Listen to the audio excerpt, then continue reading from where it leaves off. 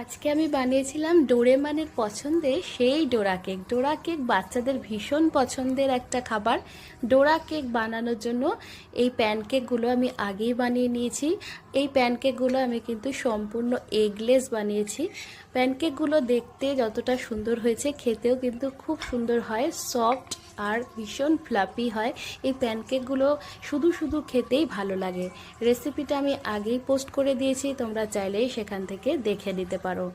এই প্যানকেকগুলো দিয়েই এখন আমি বানাবো ডোরেমনের পছন্দের সেই ডোরা কেক।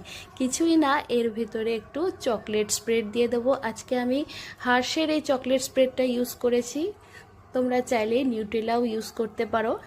একটা প্যানকেকের ওপর এইভাবে 1 টেবিল চামচ চকলেট স্প্রেড খুব ভালো করে এইভাবে মাখিয়ে নিয়ে ওপর থেকে আরও একটা প্যানকেক দিয়ে একটু চেপে দিলেই তৈরি হয়ে গেল ডোরা কেক। ডোরেমনের পছন্দের সেই ডোরা কেক।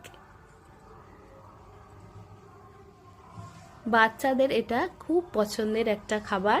এটা দেখতেও খুব সুন্দর হয় আর খেতে হয় আরও ভালো। তাই টিফিন বক্সে দিয়ে দিলে টিফিন বক্স কিন্তু ফাঁকা আসতে বাধ্য। তোমরা যারা লাঞ্চ বক্সের রেসিপি আমার কাছে চেয়েছিলে তারা কিন্তু এটা অবশ্যই রাখতে পারো।